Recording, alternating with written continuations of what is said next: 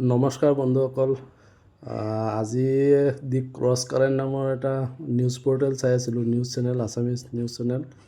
তাত এটা নিউজ ওলাইছে, আমেৰিকাৰ বৰ্তমানৰ ৰাষ্ট্ৰপতি ডোনাল্ড ট্ৰাম্পে কিমান মিছা কথা কয় তাক ধৰা পেলাবলৈ তাৰ আমেৰিকাৰ সাংবাদিকসকলে লাই মিটাৰ স্থাপন কৰিছে। তাৰমানে ফেক চেক লাই মিটাৰ। আগৰবাৰ ডোনাল্ড ট্ৰাম্প ৰাষ্ট্ৰপতি হৈ থাকোঁতে কিমান মিছা মাতিলে, কিমান ভুল তথ্য দিলে, তাৰ সঠিক হিচাপ ৰাখিবলৈ তাৰ সাংবাদিকসকলে বোলে লাই মিটাৰ, ফেক চেক ইত্যাদিৰ ব্যৱস্থা কৰিছিল। পিছত জো বাইডেন ৰাষ্ট্ৰপতি হোৱাৰ পিছত এইবোৰ ব্যৱস্থা নাইকিয়া হৈ গৈছিল। তাৰমানে জো বাইডেনে বেছি মিছা কথা কোৱা নাছিলে। মিছা কথা কোৱাৰ ফালৰ পৰা আমাৰ চাচাও কম নহয়। চাচা মানে আমাৰ মাননীয় প্ৰধানমন্ত্ৰীগৰাকী নৰেন্দ্ৰ মোদী। তেওঁ বিভিন্ন সভা সমিতিয়ে মেলে মিটিঙে যোনবোৰ কৈ থাকে তাৰ 99.99% ভুল তথ্য দিয়ে। আকৌ আমাৰ মোদী ডাঙৰীয়া ফ্ৰেণ্ড হ'ল, মোদী ডাঙৰীয়াটো কৈয়ে থাকে মাই ফ্ৰেণ্ড ডোনাল্ড ট্ৰাম্প। তেওঁ নামটো উচ্চাৰণ কৰিব নোৱাৰে, সেইটো বেলেগ কথা, কিন্তু মাই ফ্ৰেণ্ড ডোনাল্ড ট্ৰাম্প বুলি কৈ থাকে। একচুৱেলি মোদী ডাঙৰীয়া আমাৰ 140-45 কোটি ভাৰতীয় নাগৰিকক প্ৰতিনিধিত্ব কৰে, সেইফালৰ পৰা তেওঁ সন্মানীয় ব্যক্তি। সেইটো বেলেগ কথা, মই তেওঁক চাচা বুলি মাতোঁ। আৰু ডোনাল্ড ট্ৰাম্প তেওঁৰ যেতিয়া মাই ফ্ৰেণ্ড হৈ যায় তেতিয়াতো তেওঁ ডাঙৰ চাচা।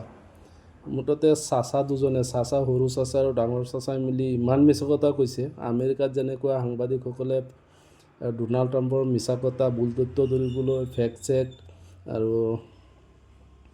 লাই মিটাৰ স্থাপন কৰে, ঠিক আমাৰ ভাৰতীয় সাংবাদিকসকলেও কৰিব লাগে। কোনে কিমান সঁচা কৈছে, কোনে মিছা কৈছে, কিমান ভুল তথ্য দিছে, কিমান শুদ্ধ তথ্য দিছে ধৰা পেলাবলৈ। একচুৱেলি আমাৰ ভাৰতীয় সাংবাদিকসকলৰ তেনেকুৱা কোনো সাহসেই নাই। সাংবাদিক বুলিবলৈ 2-4জনহে আছে, আৰু এইকেইজনে ইণ্ডিপেণ্ডেণ্ট কৰে, ইউটিউব চেনেল চলায়, বিভিন্ন ৱেবছাইট চলায়, তেওঁলোকে নিউজ পৰ্টেল চলায়। আৰু বাকী সাংবাদিকসকলৰ কথা নোকোৱাই বেষ্ট। মই ভাবোঁ এওঁলোক সাংবাদিকৰ নামত বেলেগ কিবাহে, সাংবাদিক নহয় একচুৱেলি আজিকালি সাংবাদিকসকল।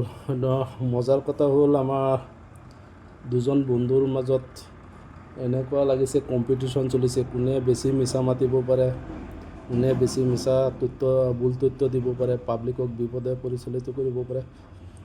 ক্ৰছ কাৰেণ্টক মই ধন্যবাদ দিম এই নিউজটো জনোৱাৰ বাবে। আৰু আমেৰিকাৰ সাংবাদিকসকলক একচুৱেলি আমি চবেই চেলুট কৰিব লাগে। তেওঁলোকে প্ৰকৃত সাংবাদিকতাৰ উদাহৰণ দিছে। ডোনাল্ড ট্ৰাম্প অহাৰ দিনাই বোলে বহুত ভুল তথ্য দিছে, 20টামান মিছা কথা ক'লে, তাৰ লগে লগে তেওঁলোকে তথ্য দাঙি ধৰিলে সাংবাদিকসকলে। আমাৰ সাংবাদিকসকল কেতিয়া জাগিব, তেওঁলোকৰ বিবেক বোলা বস্তু আছেনে নাই? আমাৰ অসমতো এজন আছে, অৰ্ণৱ গোস্বামী। এইটো সাংবাদিকৰ নামত সাংবাদিক কম, নৌটংকীবাজ বেছি হয়, চিঞৰি থাকে আপোনাৰ নিউজ চেনেলত আহি, হুলস্থুল কৰি থাকে। এনেকুৱা লাগে কোনোবা অভদ্ৰ মানুহ এজনে চিঞৰি আছে। অভদ্ৰ মানুহে যেনেকৈ সমাজত বিশৃংখলতাৰ সৃষ্টি কৰে, তেওঁ নিউজ চেনেলত আহিলে তেনেকুৱাই লাগে। মই নাচাওঁ, ৰিপাব্লিক ভাৰত নে কি, মই ব্লক কৰি ৰাখিছোঁ চেনেলটো। আৰু কেইবাবাৰো মই ৰিপৰ্ট মাৰিছোঁ হেড স্পীচ দিয়াৰ বাবে। যিকি নহওক, আমেৰিকাৰ সাংবাদিকসকলক বহুত বহুত ধন্যবাদ। চাচাসকলৰ ভুল তথ্য, মিছা কথা ধৰিবলৈ যি ব্যৱস্থা লৈছে তাৰ বাবে তেওঁলোকক ধন্যবাদ। কিন্তু আমাৰ চাচাৰ ভুল তথ্য আৰু মিছা কথাবোৰ ধৰিবলৈ আমাৰ সাংবাদিকসকলে কেতিয়া ব্যৱস্থা কৰিব, তাৰে অপেক্ষাত আছোঁ। ধন্যবাদ।